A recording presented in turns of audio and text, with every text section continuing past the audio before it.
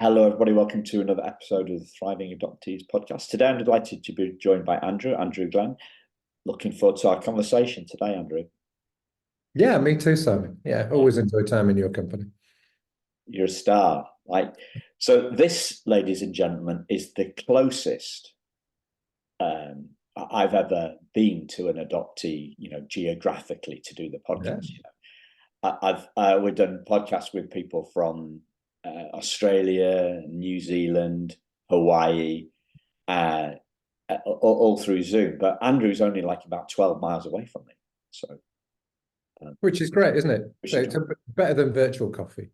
it's better than virtual coffee. And yeah, we did a meet up for a proper coffee last time. So what does healing mean to you, Andrew? Wow, that's a massive question, isn't it? Yes. I was kind of contemplating what we might talk about this afternoon. And I think the first step on the journey of healing was was getting some understanding. So I think everybody's journey is their own and is very personal. But for me, as a younger man, certainly, I kind of bought into the whole narrative that, I was lucky and special and I'd been chosen, and how amazing it was that I'd been fortunate enough to be adopted. And then probably in my early mid 50s, I kind of started to think a bit about um, the patterns that I could see, that I'd lived or had expressed themselves in my life, and start to see that some of those were not as positive or as healthy as they might have been. And I went to talk to somebody, to a therapist, and as we started to unpick some of that stuff at what turned out to be quite a superficial level, because it was the symptoms really rather than the cause. We eventually started to dig down, and we started to think about or talk about or explore the fact that I'm adopted and the impact that process has had on me, and my life, really. So, healing's a massive topic, but I think the most important part is at the start is certainly to get that awareness and that understanding that there can be trauma associated with being relinquished, that it's not the positive, altruistic, wonderful process that the popular narrative positions it as, but actually it's very damaging, very challenging, both from an emotional perspective, and I guess from the way it influences your life, your decisions, your relationships, but lots and lots of things.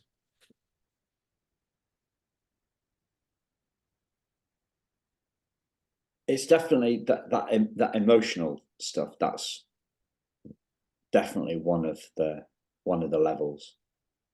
Yeah, I think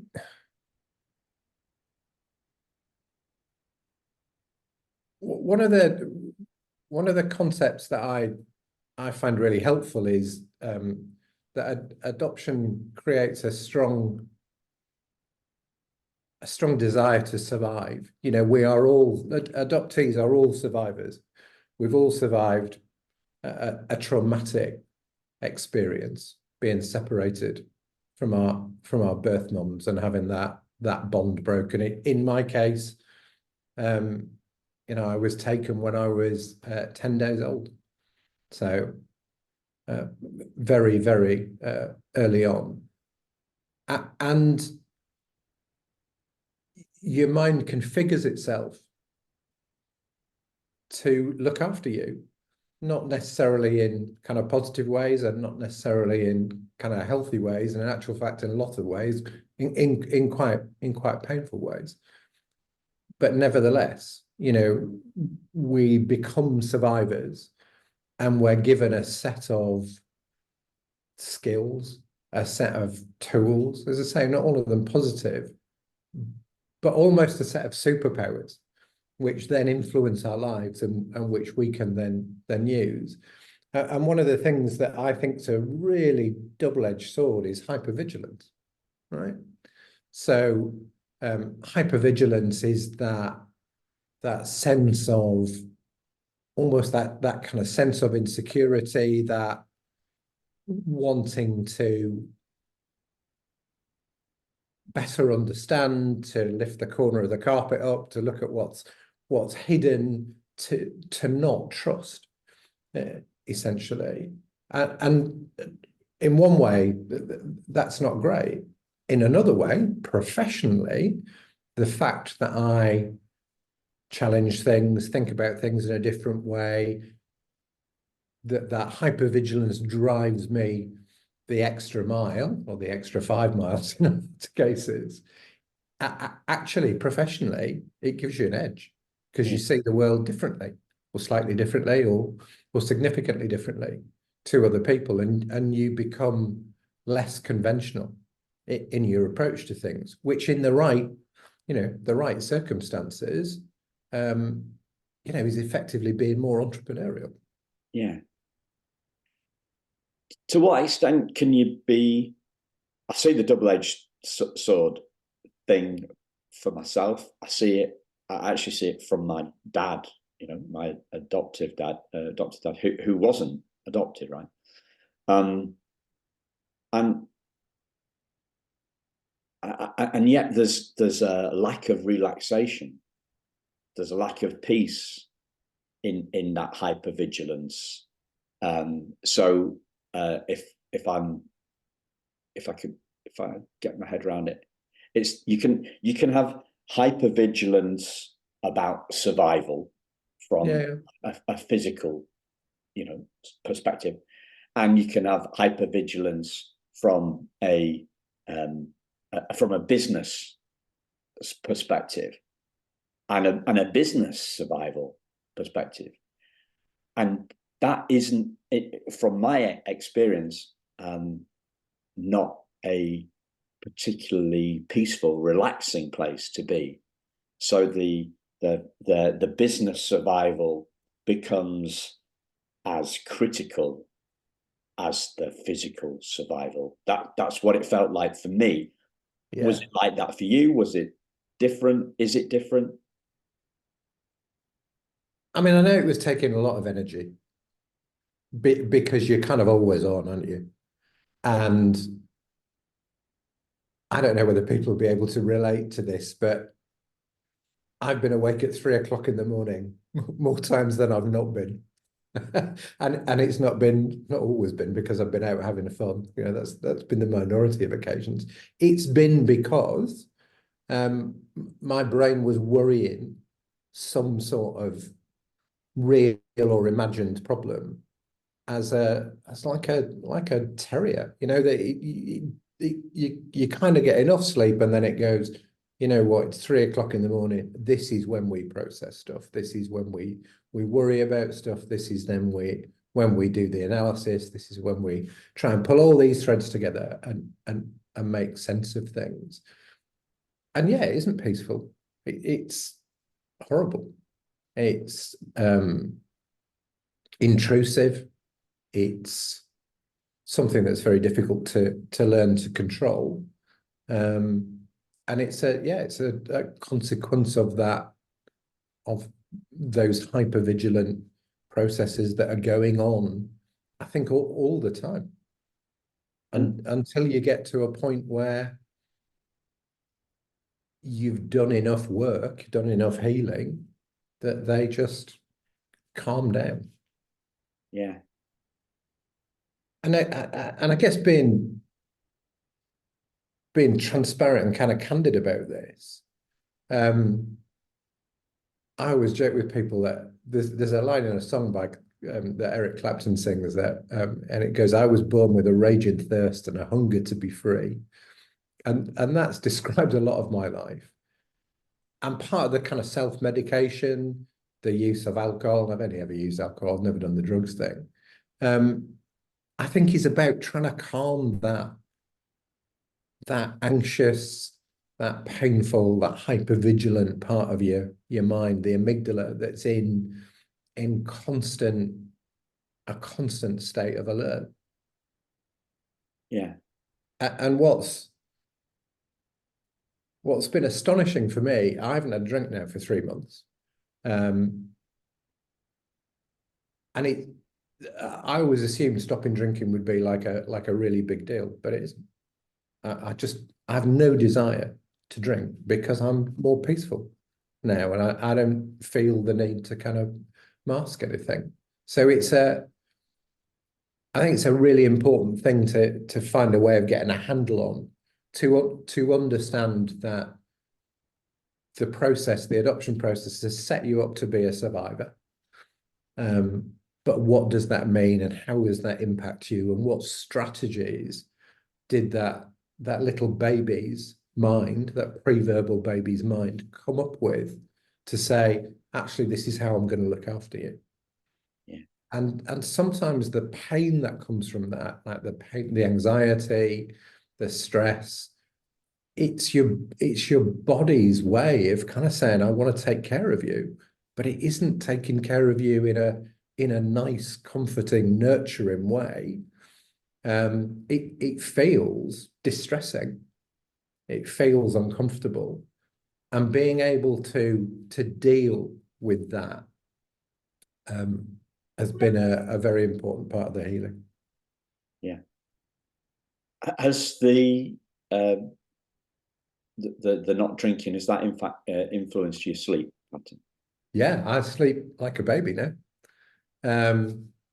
I sleep the best I think I've probably ever slept, and I do, without making myself out to be over kind of over virtuous.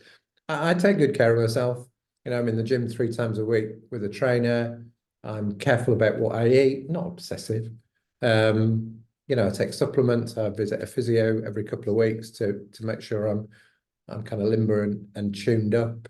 And I've spent a lot of time in therapy, and they're all things that are about building a kind of package of self-care around me, that I think helped me sustain myself as I was fighting that battle with those inner demons, those dreadful feelings, the trauma that was set up all those years ago. Yeah. I feel the sleeplessness thing for you and with you, and most of mine is about trying to stop bad things happening business wise. It's been like I was going to say proactive defensiveness, but it's, you know, the mind can't actually solve a problem that is only of its own making. Yeah. Right. It's very, my mind was very anticipatory, and how are we going to you know, how are we going to avoid this this terrible financial year? That's, you know, I used to go through a cycle where I would get most stressed in the last three months of the financial year, because the deals had to come through before that year end, and that's something to me. When I think of stress and trauma, I think of business being, for me, being a very long term, like decades, multiple decades, like since mid-90s probably.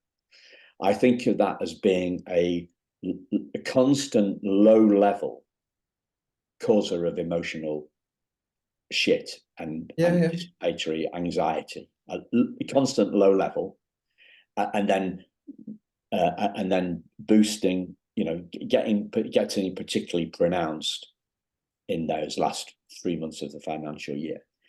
And if I look at the emotional, the conscious emotional adoption trauma shit, I think of really short, very acute, far more painful and far more short-lived in terms of my conscious awareness my conscious awareness of the fear around rejection, and feeling that my birth mother didn't love me enough, like real crisis moments that lasted 10 or 20 seconds. Interesting. Yeah. How do you stack? How does yours stack to that compared to that?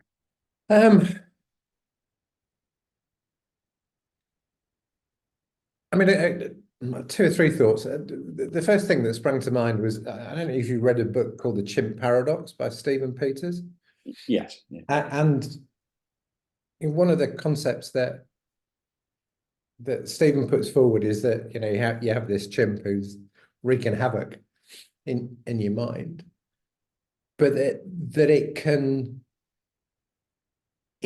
create evidence for the unrealistic fears that it plants in your mind. So it's like, here's something to dread, and this is why you should dread it, because you're going to be killed by a yellow car because there are yellow cars on the road. And you've seen a crash involving a yellow car, and it just puts all this stuff together, and kind of backs up irrationally, backs up this fear that it's put inside you. I mean, on the business front, I don't know about you. I up until, I hope none of my team ever see this, but up until 5 or 6 years ago, I was absolute workaholic. Well, probably 4 years ago. And just work was all about validating myself, really. How could I challenge myself or my business or my team to do something even more impossible? So that when we achieved it, there was that kind of validation, but there was never any satisfaction. So I can completely relate to the kind of anxieties around business, but I think for me, it was just another manifestation of that insecurity that comes from that special gift of being adopted. Yeah.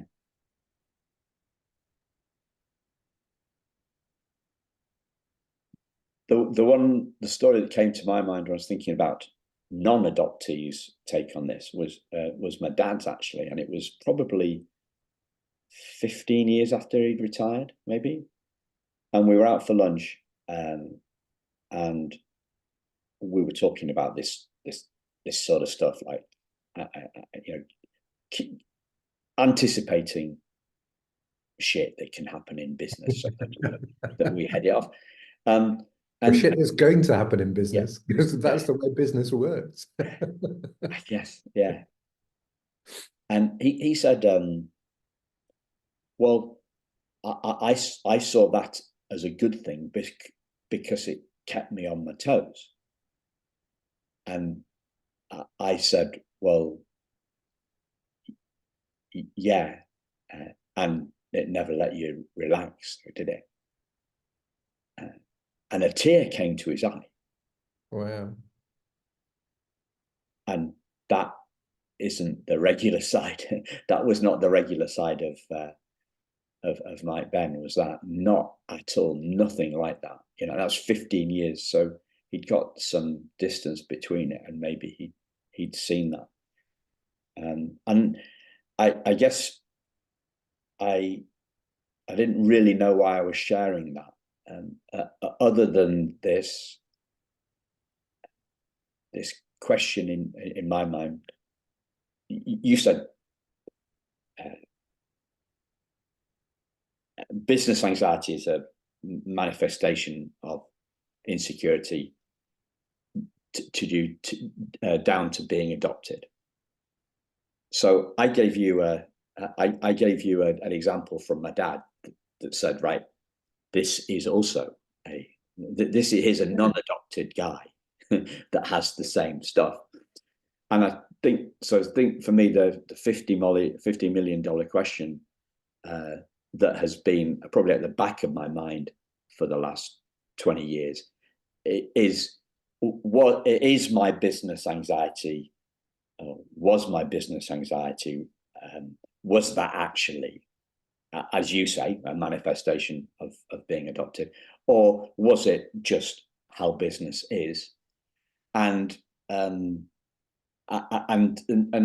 there's also a level of something happened, a new idea happened to me on the back of a conversation with a coachy type lady who, well, no, she wasn't a coachy type lady, she is a coach, who had achieved huge amounts in business, as in a corporate high flyer, an HR director of one of the top 20 companies in the UK, and then a consultant charging incredible amounts as a freelancer. So somebody that knows about business stuff as well as the deeper emotional stuff and trauma stuff like that. And she said, well, you'll never know, Simon. And we'll never know. We'll never able to hang the hook on one thing. No, it's the degree, isn't it? I'm sure nearly everybody in business feels a level of stress or concern at certain points in time, level of elation when things are going well. But I think for me, work was just so important, because as I said earlier, it was kind of validating for me to be able to demonstrate that I was kind of worth something. Yeah. I was coming at it more from, well, interesting you say elated when things are going well. So that I finally had a good year and it didn't make me happy. And therefore, and that opened a whole new path. So that was the biggest thing for me on the back of that. Yeah, and I get that too, because the dopamine hits become less and less effective, don't they? And less long lasting. Yeah, I get that. Yeah. Can I switch it back to the relationship stuff? Yeah, sure. Because not everybody is into the business stuff like you and I were. You said something before we before I hit the record button about no longer seeking somebody to save me. I think, is that what you said? Yeah. I've I spent a lot of my life compelled not to be alone, right? Compelled to have somebody, to be in a relationship, and as a consequence, I've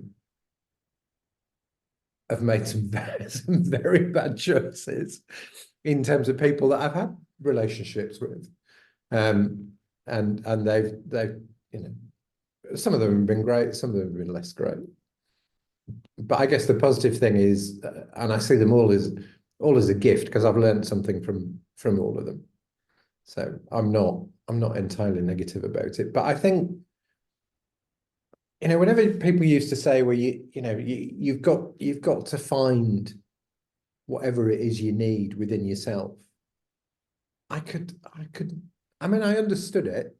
Yeah, I understood the concept, but I could never truly relate to it.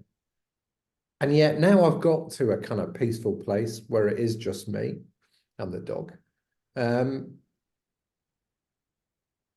you know, that is just such a big part of the answer.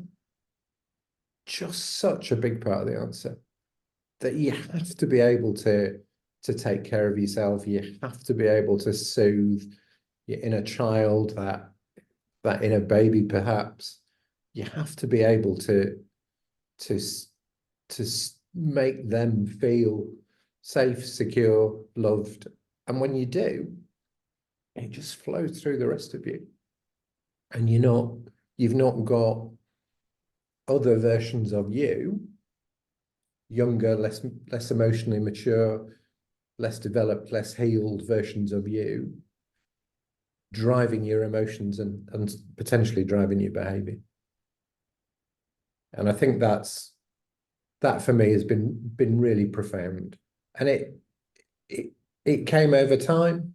And I didn't always recognize the steps and the movement. But I've worked with some great people, some really great people who've helped me a lot. And you know what, once you can get to a point where you can take care of yourself, then you relate to the world in a completely different way, because you're not desperate for anything external. You know, those relationships that you have, the friendships that you have, all the rest of it are fantastic, but you're not kind of desperate for them. They're not going to be the answer, because the answer's from within. Yeah. So the word that popped up for me to draw a couple of strands of things that you said together is craving. You know, I was thinking about craving a beer. Yeah. And craving a relationship, and then off the back of that, I'm thinking craving, I'm thinking desperation, and then I'm comparing that with the opposite state, which feels more like peace. Yeah, I mean, it's interesting, isn't it? We go through all these stages in life anyway. I think there's kind of lots of change programmed into us, whether it's, you know, if you're fortunate enough to have your own family, first time you meet your child, like, it just flips everything on its head. And you know, in terms of the hierarchy of needs, you go right back to the start again. It's like, you know, how can I make sure I've got food, shelter, warmth? How can I take care of this baby? All of that, you know, how can I get a bigger car? How can I get a better job? All of that stuff kind of almost goes out the window. So there's all of this, I think there's all this programming. And I just wonder, with so many adoptees coming out of the fog, kind of late 40s, 50s, I just wonder whether there's a point in your life where there's some sort of embedded process that starts to work in terms of this stuff, starts to make you question, starts to make you feel differently about it. Yeah, I was thinking, as you were saying that, I was drawing the parallels with the have you heard this word? Kept child. It's the opposite of a child that's adopted. A kept child. Wow. It's amazing, the jargon. Amazing. Yeah. I'm thinking the kind of like that's the 40s and 50s is where the midlife crisis happens, right? So, you know, to what extent does the adoption play into that? Does that turbocharge the midlife crisis, or is that a hook to hang the midlife crisis on? Yeah, or is it? We'll never know. No, or does the midlife crisis just, you know, when you kind of stop and re-examine your life and say, What have I achieved? Am I happy? You know, where have I got to? Maybe part of that, subconsciously or consciously, is like, oh, you know, how do I kind of feel about being adopted? What impact has that had on my life? But you're right, I hadn't thought of this. It's an interesting conjunction, isn't it? Really, that, you know, coming out of the fog is around the time that people would have a midlife crisis and go out and buy their Porsche or whatever it is. Yeah. Trade the wife in for a younger model. The hooks that we hang stuff on are so Yeah. are so important, and I don't know if I said this on the podcast recently, but I did send it. I did find myself saying it a lot a few months ago. You know, that having come from a world of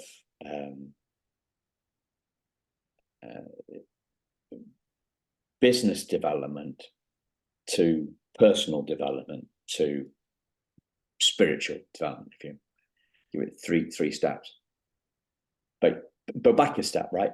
Having come from a world of personal development, to do with entrepreneurial success, and you know your achievements and your beliefs about what you can achieve, and this world that is satiated, that world is satiated with this beliefs thing, you know, and specifically the self-limiting beliefs, you know, and these people trying to sell us stuff. They pick on our self-limit, you know, they introduce some jeopardy and they sow some seeds of doubt. Are your self-limiting beliefs holding you back? Do you know what I mean? Like, and I've seen so much of this where you go for you're looking to develop a new skill, and the person that is trying to sell you on his or her skill development package has to build it up. You know, the skill is that's just an entry point. But now I'm going to sow some seeds on you about your self-limiting beliefs. So they've got a bigger problem. So we have got a bigger problem. The client, the potential purchaser, has got, and they've sowed some doubts of belief, and we think, yes, well, this is. I thought that I just thought that I need more a better click through rate on my advertising, on my people. But now I see that it's to do with my self-limiting beliefs, and so the seller has a bigger offering, and therefore a bigger price ticket, and yeah, and you feel more compelled to buy, don't you? Yeah, you feel more compelled to buy. But this self-limiting beliefs is the currency of the is a basis for the currency of a lot of business development kind of stuff. And yet we don't see anything about beliefs in the adoptee world. Not that I can you know point my finger at. You know, when people say to us, you know, one of the biggest challenges that we have, you know, you've talked about it from I've talked about it from worry about business. You've talked about, you know, validation from business. Is this feeling that we're not good enough? But isn't that a belief? That's a belief, right?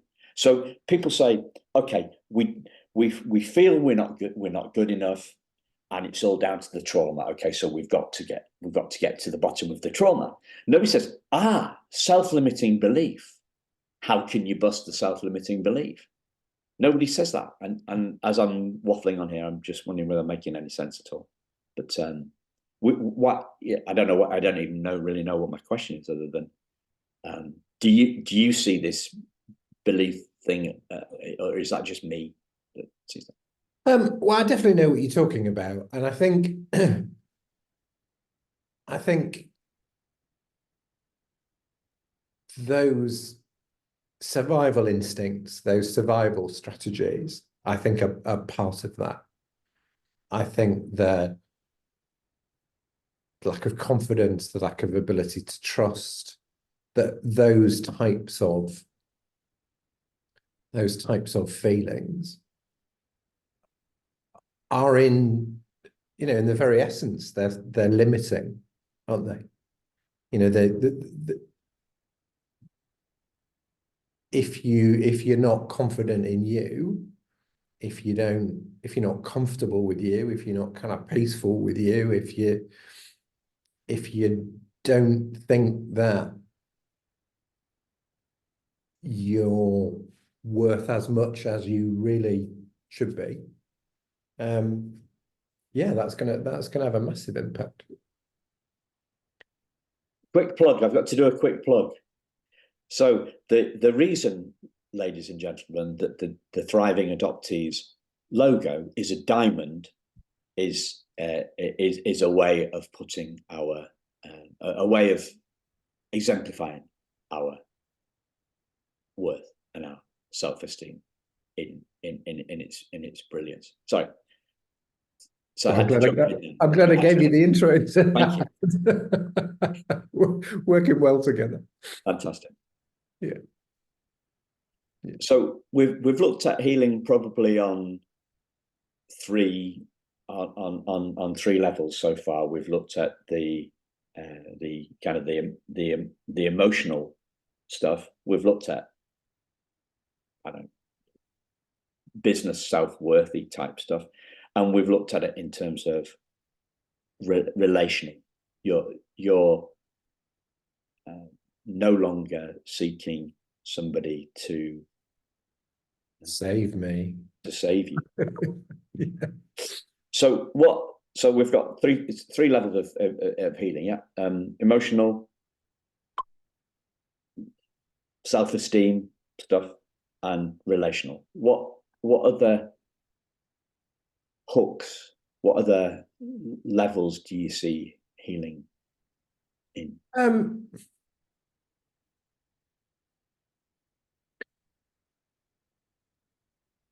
Some of the things that were most profound for me on my journey, I worked with an amazing therapist who created a relationship for me with my birth mum. Now, my birth mum's dead. She died in 2022 at the ripe old age of 99. I never got to meet her because I only managed to get into kind of getting a birth certificate, original birth certificate, and then only very recently, about a month ago, have I finally got my adoption file after 2 years. But during the therapy, I was guided to create, I guess, a relationship, to see this woman, my mum, my birth mum, as a person, and to kind of understand what she might have felt, how she might have responded, how she managed through that process. And that was really important. So she registered my birth. I'm Andrew Christopher Glen. She registered my birth as Martin Graham Donahue. And I've got a birth certificate with Martin Graham Donahue.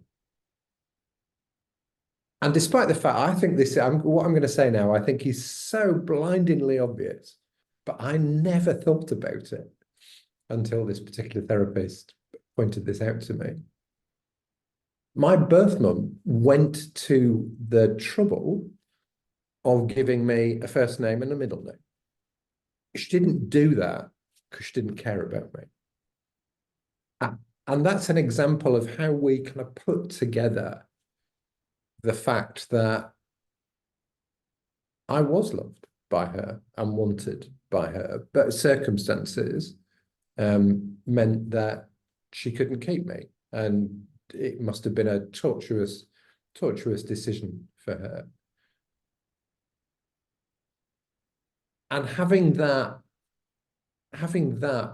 understanding that relationship with her, or the imaginary her as she was at the time, was really powerful in helping me start to kind of move forward within this um, journey of healing. So yeah, that's a kind of another big step, another big hook. Because I think we all, well, I'm not going to say we all, I certainly have found the lack of identity, that wanting to understand who I really am, where I came from, who mum and dad were, what the circumstances were. I've really struggled to get access to that and to get my file. And it's not because anybody was trying to be particularly difficult. It's just nobody gives a damn about adoptees, really, and there's no sodding resources. I had to I put an application in to get my file. I had to wait 6 months while they appointed a social worker to manage the process because they didn't have anybody in place. And when he came on board, he works 2 days a week. It's like there's no money, there's no resources. It's stuff is practically very, very difficult. But we should, as adoptees, if we want, be able to get easy access to those things, so we can start to build that picture and start to understand and stop fantasizing or worrying about, my adoptive parents had always told me, as it turns out, they'd always told me the truth, right? So I'd grown up really knowing what my background was, but I'd never believed them because Wow. I thought, well, if I came from some disastrous set of circumstances, nobody would tell you that, would they? They'd make up some nice saccharine story. So I never truly believed them, although, as it turns out, they were being absolutely genuine and honest That's about. incredible, isn't it? Yeah, I but mean, incredible in terms of the creativity of the human mind. yeah, To kind of like, it sounds like it's like a double unbluff, isn't it? I don't even know what I don't even, no term yeah. comes to mind, I but it's don't know how kind of, I don't know how I know you. it that can't be the truth. It's too But good. it can't be the truth because I wouldn't be worth that. I must have come from some much more desperate set of circumstances or unpleasant set of circumstances. So for me, understanding that has been a really, really foundational, Yeah. I guess, in the journey. And did it change your relationship? Did it change your relationship in your head with your adoptive parents because you realized that they had told you the truth?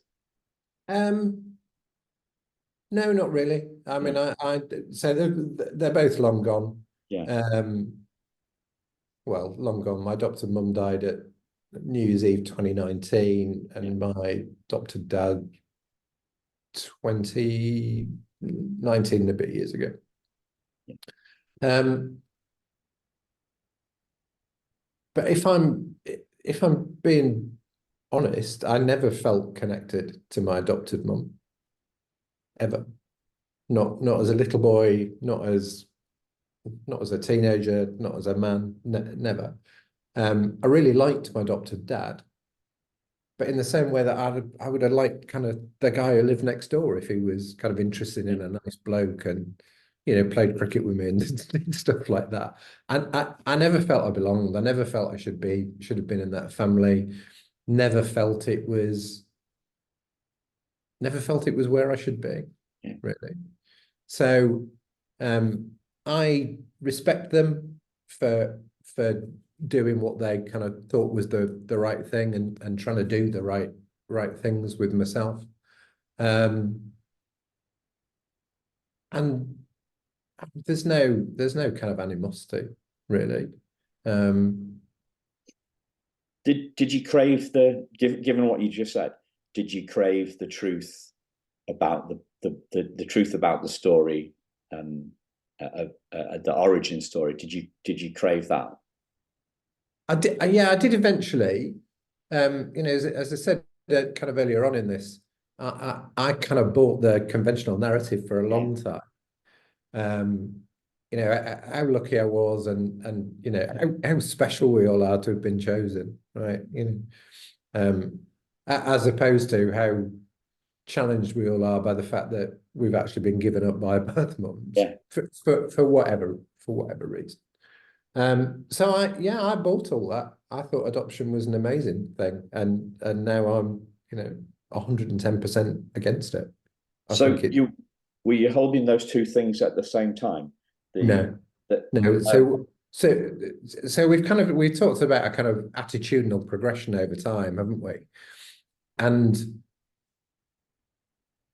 it was only when I got to my midlife crisis, or to that kind of turning point in my middle years, that I felt the need to understand yeah, why my life was on the path that it was, and had why I'd taken the journey that I'd taken, why the patterns were there, why things kept repeating themselves, and not delivering great outcomes for me. And from there, you know, as I said earlier, then I started to kind of unpick it, and then dived into adoption, you know, feet first. Like, yeah. read everything I could possibly read. Started with the primal wound. I remember weeping buckets over that. Read everything I could, listened to everything I could. Used to spend time every day with podcasts, listening to kind of other adoptees, and just trying to get that understanding. Because I had such an appetite, such a hunger to want to make sense of what had happened to me. But you know, and I've said it a couple of times, that I've had some amazing help on the journey. I mean, you're just phenomenal help on the journey. And I think, you know, getting to the point where you've got a kind of decent understanding of the kind of the potential therapeutic modalities. I mean, EMDR was an absolute game changer for me. It's, you know, if there's a silver bullet for trauma, it's EMDR, in my layman's opinion and experience. It's incredible. I've achieved more in, I don't know, probably half a dozen sessions of EMDR than in years of talking. It's just been so powerful, such an amazing revelation. Yeah. Because it rewires things.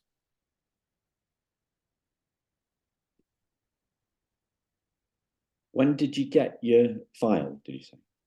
About a month ago.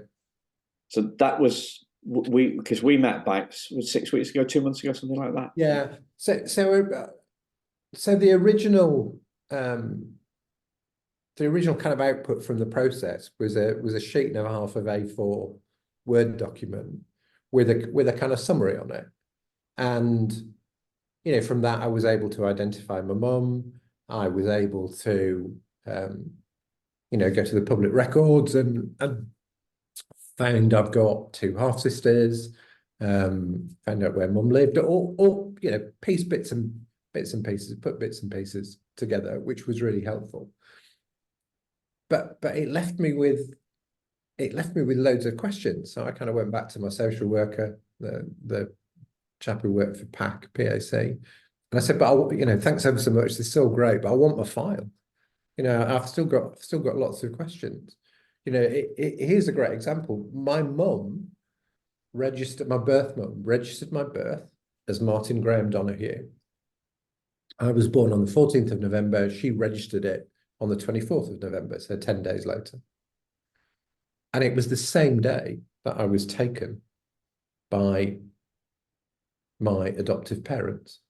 So there's clearly a story there, isn't there? That she's registering my birth with the name that she wanted me to have on the day that I'm physically being removed and taken to, you know, where was going to become home for the next 16 years or so. So I wanted to kind of better understand what was kind of going on there. Yeah. There was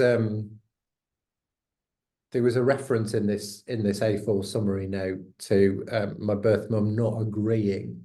She was from Middlesbrough, not agreeing to do the paperwork in Middlesbrough, but insisting on coming back to Hull to do it, which I presume was when she registered my birth. And it's like, kind of what's all that about? So, and I'm not asking you to speculate, Simon, but it's, you end up with all of these questions. But you had the sheet and a half of A4, and then you asked for the file. Did the getting the file fill in any of the details for you? I haven't opened it. Isn't that weird? So, understanding, getting my file, getting my details, getting my birth certificate was probably one of the most important things in my life for about 2.5 years. Now I've got it. I'm bothered. I'm sure I am bothered, but just at the minute, I don't feel any need to delve into it because I'm in a kind of good place, and that part of that journey, I think, is coming to an end. Wow. Yeah, I know. It's nuts, isn't it? So, what pointers can you share that you haven't done already? Because I'm thinking about stuff that has occurred to you, but I haven't asked the right question to unlock the learning. Or I think one of the real tragedies is the lack of support that's available to adult adoptees. I spent time with psychotherapists and psychologists who had no understanding of the impact of the adoption process. And these are these psychologists they've got their PhDs, right? They're right up there in terms of their topic, their subject, their knowledge, but they don't get the impact of relinquishment and that trauma that can be set up when you're adopted as a baby or a small child.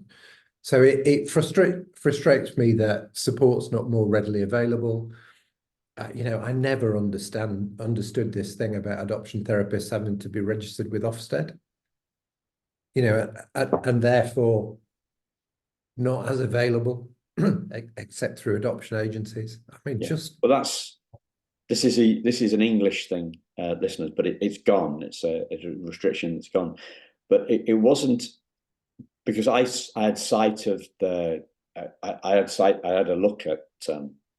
I'll tell you the story actually.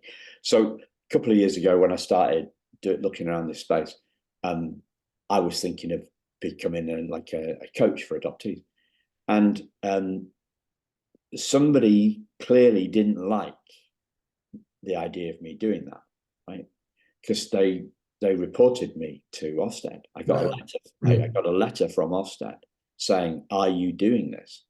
And at the time, I wasn't, and since then, I haven't, and I haven't because I saw that they needed this registration, and they had some things in terms of the thresholds, the regulations, the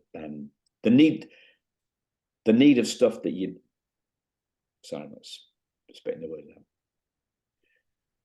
The hurdles to get the registration were huge, and they were not just. Or most of them weren't anything related to do with experience with working with adoptees. It was mainly financial stuff.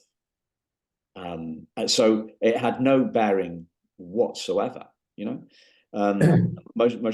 of the application. So yeah, so that's gone now anyway, and hopefully that should open up the supply. But we should have more therapists in England anyway. But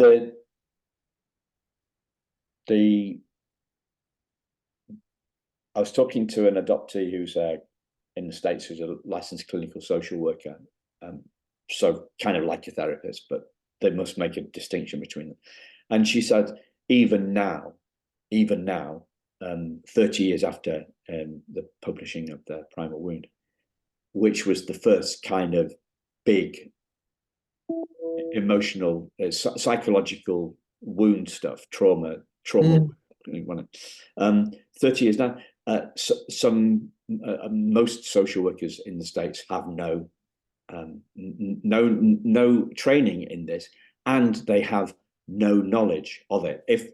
If they everything is judged on the post, what happened after the adoption. So everything is put down to the parenting quality, should we call it, and nothing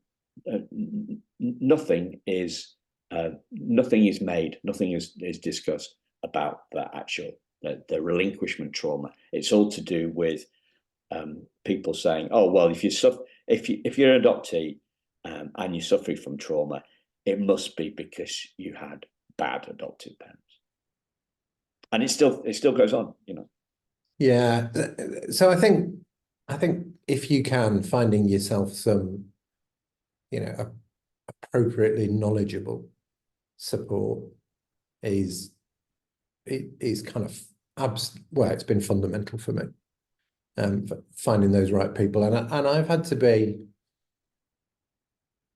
kind of creative in the way I've identified people. You know, somebody who's been really important part of my journey. I heard them on a podcast, and then I found them on LinkedIn, and you know, I tracked them down. I just begged them to work with me. I kind of went, no, if I'm so busy and I haven't got any slots in my schedule, and I'm like, you know, I literally begged them to work with me, and they did in the end. They were absolutely incredible. So you know, don't kind of take no for an answer, and find the right people, but ask the right questions. That's it. Yeah, and that brings up that kind of persistence, and you know, and restlessness. Yeah, echoes with me, and it takes, but it also reminds me of one of the darkest things that I saw, that I've seen in this world, which was to do with an adoption failing because the adoptive parent wouldn't go outside the county in which they lived to get therapy. And this is just the worst, the worst thing I've heard. You know, you were bounded by those. Thank you for sharing today. well, I hope it's of interest to people. It's always nice to catch up with you, Simon. So I've enjoyed chatting to you, but I always do. Yeah, me too. Thanks a lot, listeners. We'll speak to you very soon. Take care. Bye-bye.